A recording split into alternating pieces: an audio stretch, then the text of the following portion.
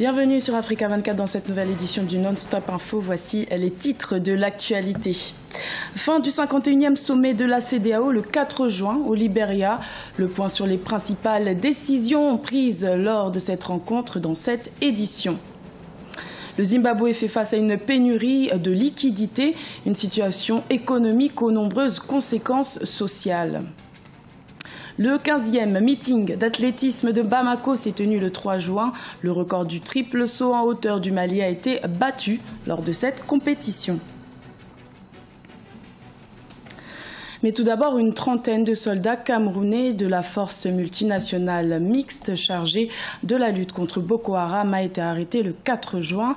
Ils avaient bloqué la circulation à l'extrême nord du Cameroun pour réclamer le paiement de leurs primes et leurs relèves. Une enquête judiciaire a été ouverte à leur rencontre. Notons que c'est la première fois que des militaires camerounais affichent ouvertement leur mécontentement concernant leurs conditions de travail dans le cadre de la lutte contre Boko Haram. La communauté économique des États de l'Afrique de l'Ouest a tenu son 51e sommet le 4 juin au Libéria, un rendez-vous particulièrement important pour cette organisation intergouvernementale créée en 1975. Plusieurs grandes décisions ont été prises lors de cette session. On fait le point avec Ibrahima Djoumaba. Monrovia, la capitale du Libéria, a accueilli le 51e sommet des chefs d'État et de gouvernement de la CEDEAO, communauté économique des États de l'Afrique de l'Ouest, les 3 et 4 juin. Au terme de leurs travaux, les autorités ouest-africaines ont adopté plusieurs mesures. Les demandes d'adhésion du Maroc et de la Tunisie et la demande de coopération de la Mauritanie ont été minutieusement étudiées. Sur la Tunisie, qui a demandé également son adhésion en termes d'observateurs, cette question a été agréée. La Mauritanie également, qui est un ancien membre, a demandé à signer une convention d'association avec la CEDEAO.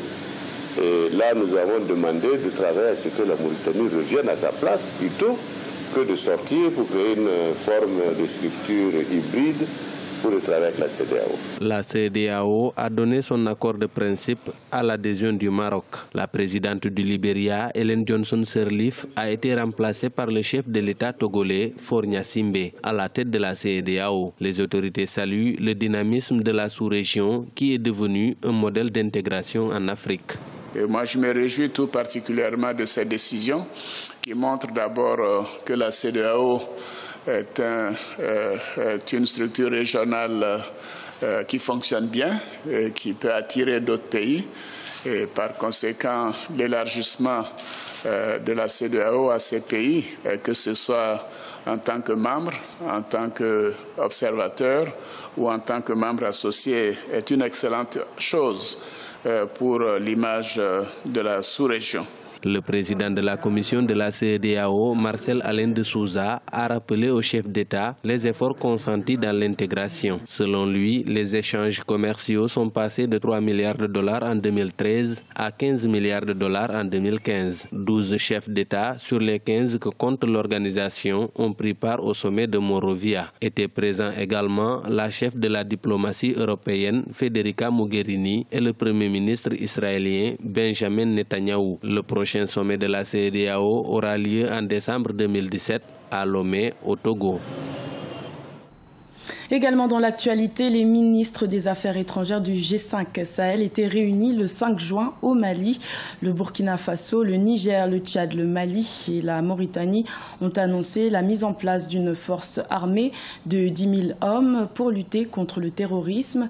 L'Union européenne a également annoncé un apport financier de 50 millions d'euros pour contribuer à cette lutte. Reste désormais à savoir comment seront déployées les troupes. Le manque de liquidité s'aggrave au Zimbabwe. Les banques ont durci les conditions de retrait en imposant un montant maximal quotidien de $50 aux populations. Une situation particulièrement difficile pour ce pays qui n'a plus de monnaie nationale depuis 2009. Siamlo Victoria Sedji.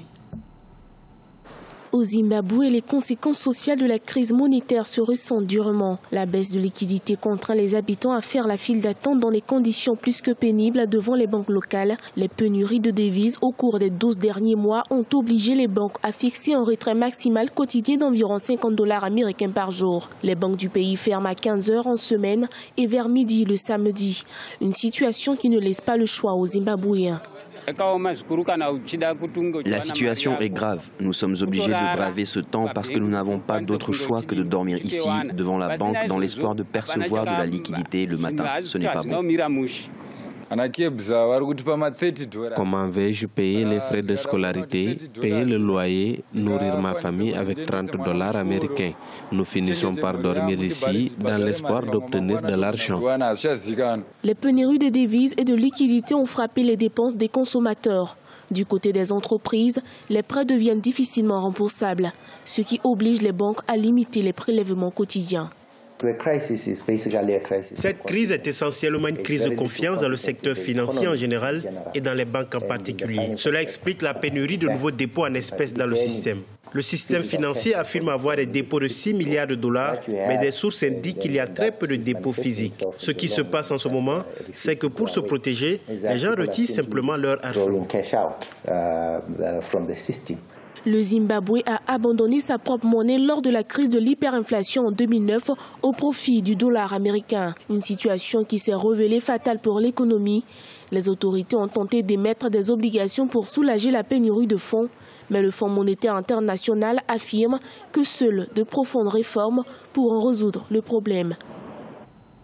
Bamako a abrité le 3 juin le 15e meeting d'athlétisme de la Confédération africaine. Une centaine d'athlètes ont pris part à ce rendez-vous durant lequel le record du Mali en triple saut a été battu. Reportage de notre correspondant au Mali, Mokhtar Bari. L'athlétisme malien et africain était en fête à Bamako ce samedi 4 juin 2017. Ce sont 164 athlètes venus du Mali, du Sénégal, du Burkina Faso, du Niger ou du Zimbabwe qui se sont retrouvés sur les pistes du stade Modibo Keïta. Lancer des javelots, 200 mètres, 800 mètres, 5000 mètres et triple saut étaient au menu des compétitions. Pour les organisateurs, ce 15e meeting a été satisfaisant du point de vue de la participation, même si le public boude de plus en plus la discipline. Ma satisfaction n'est pas totale. Je suis satisfait parce qu'on a pu tenir le meeting. Ce qui au départ n'était pas du tout gagné. Et faute de moyens, l'année dernière on n'a pas pu l'organiser, cette année on a pu le faire. Je crois qu'on s'y est pris à temps. Mais là où il y a peut-être insatisfaction, ça c'est la mobilisation. Et vous avez remarqué, les éditions passées, on avait la tribune d'honneur là, la tribune ouest, qui était totalement remplie. Mais cette fois-ci, je crois qu'on n'a pas eu la masse critique que nous voulions. Ces meetings étaient l'occasion pour les athlètes internationaux d'obtenir des minima en vue des prochains mondiaux de Londres. L'événement marquant de ces meetings, c'est le nouveau record du Mali obtenu en triple saut. Avec 16,59 m, Mamadou Chérif Dia bat son propre record. C'est un sentiment de fierté, c'est un sentiment de satisfaction. Et puis surtout, je me dis, bon ben voilà, j'ai accompli ce que je voulais accomplir. J'ai réussi. Et puis ça n'a pas de prix. On est venu à ce meeting pour chercher les minima des championnats du monde et participer aussi aux Jeux de la francophonie. Pour le moment, je viens de faire mon record personnel pour la saison aux 100 mètres, qui est 10,29. Et aux 200, je ne sais pas quel a été le temps. Bon, on attend pour voir ce que ça va donner. En attendant les prochains mondiaux d'athlétisme de Londres qui auront lieu du 5 au 13 août, la prochaine étape pour les athlètes africains, ce sont les Jeux de la francophonie qui se tiendront en Côte d'Ivoire du 21 au 31 juillet.